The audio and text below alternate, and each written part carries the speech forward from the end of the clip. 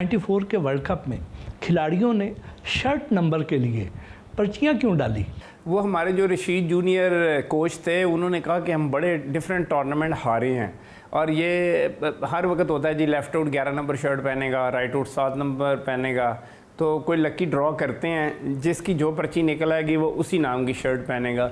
सब ने उस पर वो मुत्तफिक हो गए। मुझे थोड़ा सा उस पर एतराज़ इसलिए था कि जो दुनिया में फ़ुटबॉल के सबसे अच्छे खिलाड़ी हैं सबकी शर्ट का नंबर 10 होता है और मेरी भी शर्ट का नंबर 10 रहा है सारी उम्र, तो मुझे फिर वर्ल्ड कप में शर्ट 9 पहननी पड़ी। तो ये उनका वो कहते हैं टूना काम आ गया। वो रशीद जूनियर से बड़े नेक नीयत और बड़े अच्छे, वो अपने खेलने के वक्त भी बहुत पॉपुलर थे और एडमिनिस्ट्रेटर भी इंतहाई अच्छे थे।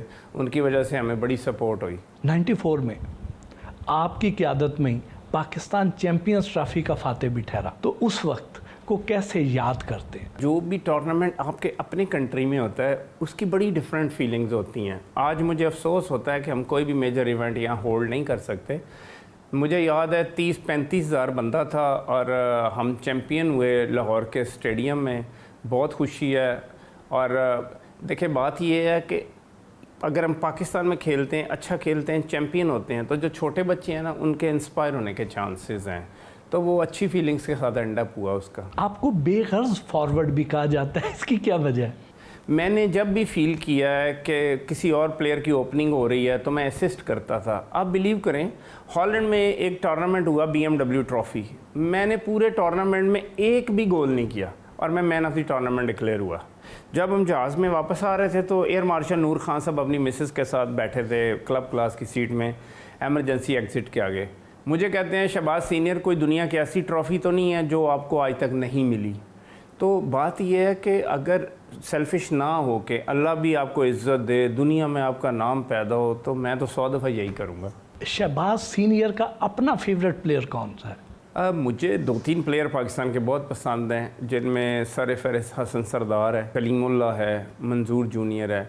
अगर आप दूसरे कंट्रीज़ में चले जाएंगे तो हॉलैंड के 2-3 खिलाड़ी बहुत अच्छे लगते थे।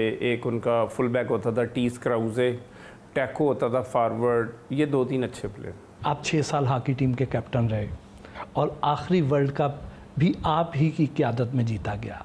उसके बाद पाकिस्तान अपनी कामयाबियों का तसलसल बरकरार नहीं रख सका, वजह क्या है? सबसे इम्पॉर्टेंट बात है, हमारी जो यूथ है उसमें ग्रेजुअली हॉकी जो है डीफेम होती गई।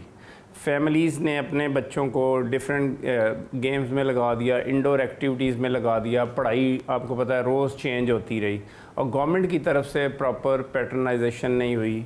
हमारी जो स्पोर्ट्स मिनिस्ट्री, उसका जो किरदार होना चाहिए था वो बेहतर नहीं था। पाकिस्तान स्पोर्ट्स बोर्ड, जिसमें मेरे ख्याल पिछले 10 साल से 20 के करीब डायरेक्टर जनरल चेंज हो गए होंगे। तो जब हमारा स्पोर्ट्स का ढांचा प्रॉपर नहीं होगा, जहाँ से आपको एड मिलनी है, सपोर्ट मिलनी है, और फिर जो हमारे सूबाई स्पोर्ट्स के जो बोर्ड हैं उनके पास भी करोड़ों का बजट है, लेकिन अनफॉर्चुनेटली उनके पास वो विज़न नहीं है कि कैसे हम चीज़ों को इम्प्रूव करेंगे। वो 2-4 करोड़ खर्च के मीडिया को दिखा देंगे, फिर उनकी ट्रांसफ़र हो जाएगी। उनको नहीं पता वो 2-4 करोड़ लगा, ज़ाया हुआ, किधर गया। जब आप इस तरह पैसे खर्च करते हैं, उसकी डायरेक्शन अच्छी ना हो, या आप जो टैलेंट हंट कर रहे हैं उसमें एज का ख्याल ना करें, तो मैं समझता हूँ इम्प्रूवमेंट के चांसेस बहुत कम है। आप 3 साल तक पाकिस्तान हॉकी फेडरेशन के सेक्रेटरी भी रहे।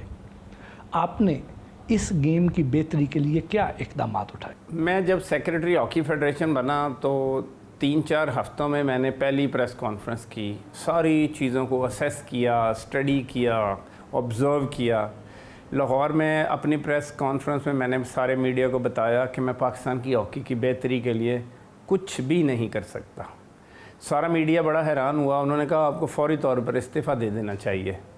मैं कहा अब मैं यहाँ वो इलेक्ट हो गया हूँ तो मैं कोशिश करूँगा काम करने की, लेकिन जो अवामल मेरे दाएँ बाएँ हैं, हॉकी की बेहतरी इसलिए नहीं हो सकती, आपके पास कोई हॉकी ग्राउंड आपका अपना नहीं है, कोई हॉस्टल आपका अपना नहीं है, कोई केटरिंग का सिस्टम आपका अपना नहीं है।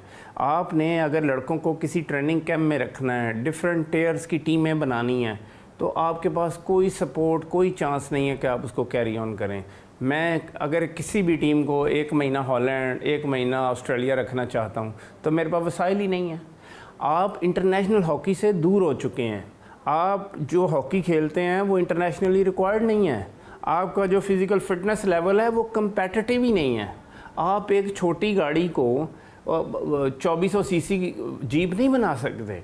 आपको फिज़िकली बच्चे ऐसे चूज़ करने हैं जो कल को कुछ बने, और वो भी एक सर्टन एज पे उन पे हार्डवर्क होगा तो बेहतरी होगी।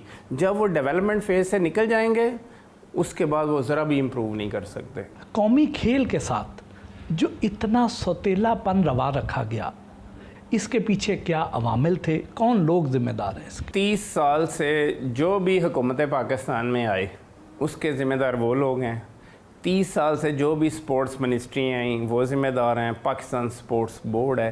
क्योंकि देखिए, हॉकी फेडरेशन कोई सेल्फ सस्टेन्ड अदारा नहीं है, वो क्रिकेट की तरह उनके पास अरबों रुपए के फंड्स नहीं हैं। आप एक टूर करते हैं तो दूसरे टूर के लिए आपको मिन्नतें करनी पड़ती हैं। और हमारे जो ओलंपियंस हैं उनके डेली अलाउंसेस भी आपको पता है इतने ऑर्डिनरी हैं कि उनकी आपस की लड़ाई जो है वही हॉकी को बदनाम कर देती है। क्योंकि जो भी बंदा अपने इदारे से रिटायर होता है वो कोशिश करता है कि वो पाकिस्तान हॉकी फेडरेशन में आ जाए, मैनेजर बन जाए, कोच बन जाए, सिलेक्टर बन जाए, उसके अलाउंसेस शुरू हो जाएँ।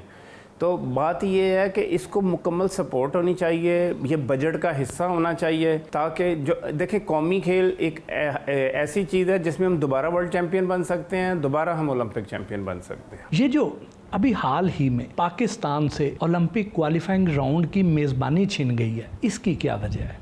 यह तो बहुत अफसोस की बात है, क्योंकि आपको पता है जो मौजूदा हॉकी फेडरेशन है इन्होंने जाली इलेक्शन कराए, जाली स्क्रूटनी कराई। ये सब चीज़ों का बैड मैसेज आता है इंटरनेशनल हॉकी फेडरेशन के लिए, क्योंकि वो देखते हैं कि ये जो मौजूदा सेटअप है, मौजूदा हॉकी फेडरेशन है, इतनी बद इंतज़ामी का शिकार है, तो ये इंटरनेशनल इवेंट इसको ऑर्गेनाइज नहीं कर सकते।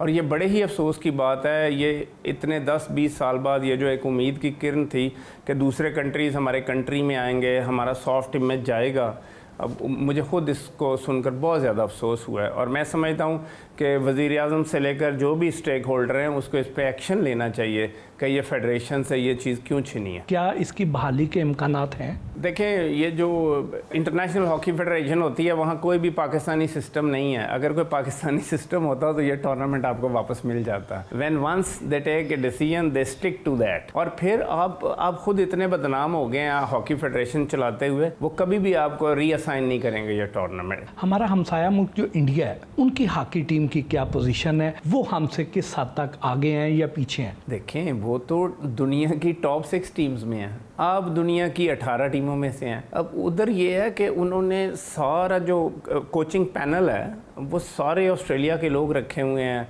मेरा ख्याल है उनका मंथली पैकेज 1 करोड़ रुपए है। तो हमारे पास तो प्लेयरों को, बच्चों को देने के लिए कोई पैसा नहीं है, तो हम जो मैनेजमेंट बाहर से लाएंगे तो हम क्या कर सकते हैं।